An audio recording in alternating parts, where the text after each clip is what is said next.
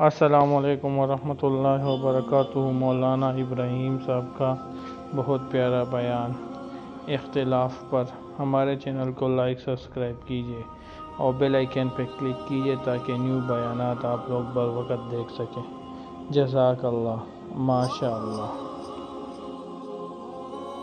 جو لوگ اللہ کے راستے میں چلتے ہیں، پیدل چلتے ہیں، تو پیدل چلنے میں تکلیفیں ہوتی ہیں، سردی، گرمی، سامان، لیکن ان کے دلوں پر ایک خاص قسم کا چین ڈالا جاتا ہے۔ یہ حدیثوں میں ہے کہ اللہ کے دین کی محنت کرو، کہ اللہ کے دین کی محنت کہ جنت کے دروازوں میں سے ایک دروازہ ہے، اور اس کی وجہ سے تمہارا غم و پریشانیاں اللہ تعالیٰ اٹھا لیں گے۔ کہ دین کی محنت میں چین ملتا ہے۔ ہم لوگ پہلے پانی کے راستے سے جماعتیں جاتی تھی بمبئی سے، ہوائی جہازوں کا سلسلہ نہیں تھا، لوگوں کا اتنے پیسے بھی نہیں تھے، تو پانی کے راستے جاتے تھے۔ مولانا محمد علیہ وسلم صاحب کے زمانے میں خاص طور سے تو ہمارا سفر پانی سے ہوا، چھاپی کے اجتماع کے بعد، تو 8 دن 10 دن پانی میں، بمبئی سے بصرہ لائن جاتی تھی پانی کی، بہت پیسنجر جاتے تھے اس لائن کے، سارے کاروباری لوگ بھی اسی لائن، 1000-2000 پیسنجر، اس میں مسلمان بھی ہوتے، غیر مسلمان بھی ہوتے، اس میں جماعتیں بھی چڑھائی جاتی تھی، تو جماعتیں اندر اپنا کام کرتی تھی، تعلیم ہو رہی ہے، گشت ہو رہا ہے، بیان ہو رہا ہے، تو 2000 آدمی ہیں ایک جگہ، تو تعلیم بھی ہو رہی ہے، اذان بھی ہو رہی ہے، نمازیں بھی ہو رہی ہے۔ بعض مرتبہ غیر ہوتے تھے، غیر مسلم، تو وہ ہمارے پاس آ کر بیٹھ جاتے تھے۔ تو ایک دفعہ جہاز میں تو ایران کے راستے سے دو، ایک بوڑھے تھے، ایک جوان تھے، یہ دونوں آ رہے تھے۔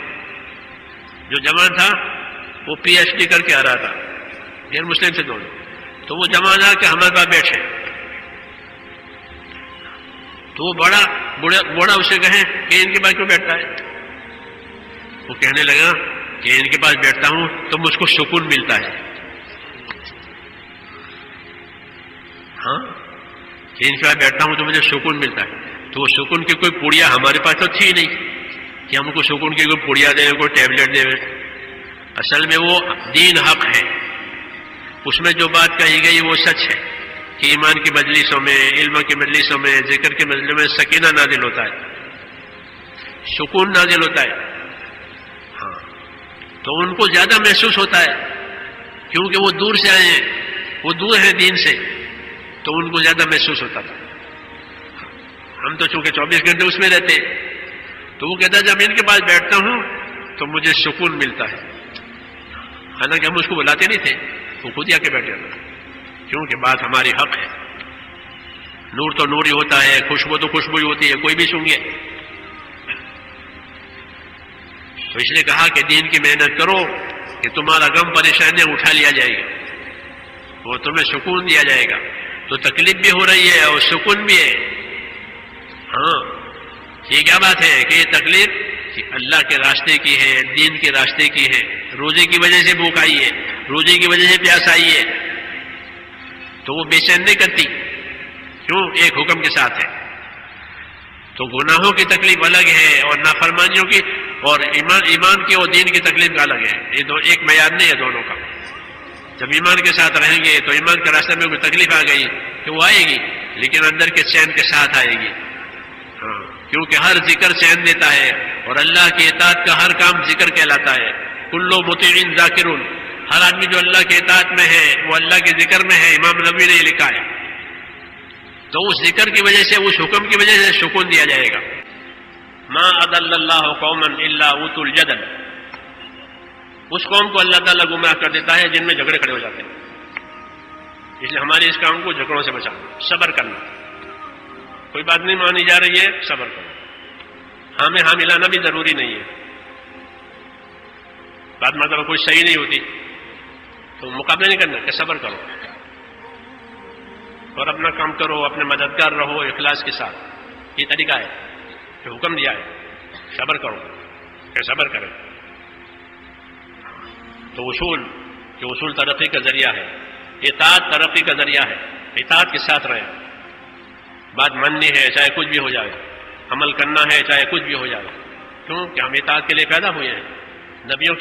نبیوں کا آنا اطاعت کے لیے ہوتا تھا، وما ارسلنا من رسول الا لیطاع باذن اللہ، ہم نے جب کبھی رسول بھیجا ہے تو اس لیے بھیجا ہے تاکہ رسول کے کہنے سے لوگوں میں اللہ کی اطاعت آئے۔ تو اطاعت تو اصل ہے، اطاعت زندگیوں میں قائم ہو گئی ہے کہ بس زندگی دین بن گئی۔ جو اطاعت سیکھ لے گا وہ ہر ایک کی اطاعت کرے گا، ماں باپ کی اطاعت کرے گا، استاد کی اطاعت کرے گا، کوئی بڑا ہے تو اس کی اطاعت کرے گا۔ کیوں کہ وہ ایسا ہو گیا جیسے ایک اونٹ کہ اس کے ناک میں نکیل پڑی ہوئی ہے، اب اس کو جہاں لے جاؤ وہ جائے گا۔ مومن ایسا ہوتا ہے، ناک میں نکیل پڑا ہوا اونٹ، ایسو قیدہ انقادہ، جہاں اس کو کوئی کھینچ کے لے جائے گا وہ جائے گا، حالانکہ بہت طاقتور ہے، لیکن ادھر ادھر نہیں ہوگا۔ جنگل میں گرمی میں چلے گا، اس کے بوجھ بھی اس کی پیٹھ پر ہے، پیاسا بھی ہے، لیکن وہ جائے گا۔ کیوں کہ اس کا مالک کو کھینچ کر کے لے جا رہا ہے۔ چھوٹا بچہ بھی ہو تو بھی جائے گا پیچھے پیچھے، کہ مومن ایسا ہوتا ہے۔ مثل الجمل المختوم حیث قید انقادہ، ایک نکیل پڑا، ناک میں نکیل پڑا اونٹ، جہاں اس کو اس کا مالک لے جاوے وہ جائے گا۔ نہ انحراف ہے، نہ انصراف ہے، نہ ادھر جانا ہے، نہ ادھر جانا ہے، کچھ نہیں۔ کہ مومن ایسا ہوتا ہے۔ ایمان کی صفت ہے اطاعت، ایمان کا مزاج ہے اطاعت۔ ایمان آئے گا تو اطاعت آئے گی، اس کا مزاج ہے، ایمانی مزاج اطاعت کہلاتا ہے۔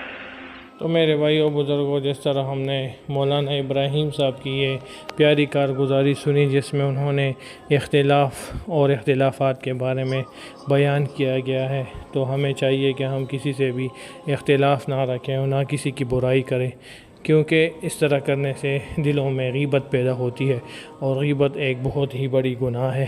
تو ہمیں چاہیے کہ ہم اپنے دین کا کام ہر حال میں کریں اور دین کے لیے سب کچھ کریں، اور نماز 5 وقت کی پڑھیں اور سب کو خوش رکھے، اسی میں ہماری آخرت کی بھلائی ہے۔